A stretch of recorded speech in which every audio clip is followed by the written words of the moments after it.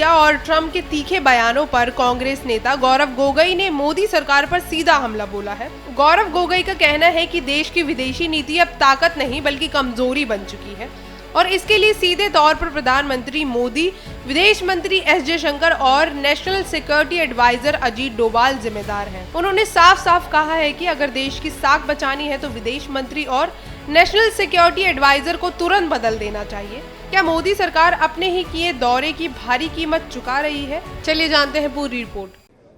पिछले 2 दिन से अमेरिका सरकार के राष्ट्रपति ट्रंप से जो बयान आ रहे हैं वो बहुत ही दुर्भाग्यपूर्ण है। मुझे लगता है कि प्रधानमंत्री मोदी जी को तुरंत ही अपने विदेश मंत्री जयशंकर जी को और नेशनल सिक्योरिटी एडवाइज़र डोभाल जी को बदल देना चाहिए, क्योंकि दोनों की ही सलाह पर प्रधानमंत्री मोदी जी देश के विदेश नीति को बनाते हैं और आज नतीजा आपने देख लिया। 25% का टैरिफ तो है ही दुर्भाग्यपूर्ण, लेकिन उससे भी ज़्यादा जो बातें राष्ट्रपति ट्रंप और पाकिस्तान सरकार के बीच में हो रही है, उन बातों का रुख बहुत ही चिंताजनक और दुर्भाग्यजनक है। राष्ट्रपति ट्रंप कह रहे हैं कि वो पाकिस्तान के साथ समझौता करेंगे ताकि भविष्य में एक ऐसी नौबत आए कि पाकिस्तान का तेल भारत खरीदेगा। ये भारत और अमेरिका के रिश्ते में एक नई गिरावट हम देख रहे हैं और भारत और अमेरिका के रिश्तों पर एक बहुत ही चिंताजनक स्थिति पे हम पहुंच चुके हैं और इसीलिए मुझे लगता है कि विदेश मंत्री और नेशनल सिक्योरिटी एडवाइज़र को बदल देना चाहिए। प्रधानमंत्री मोदी जी और जयशंकर जी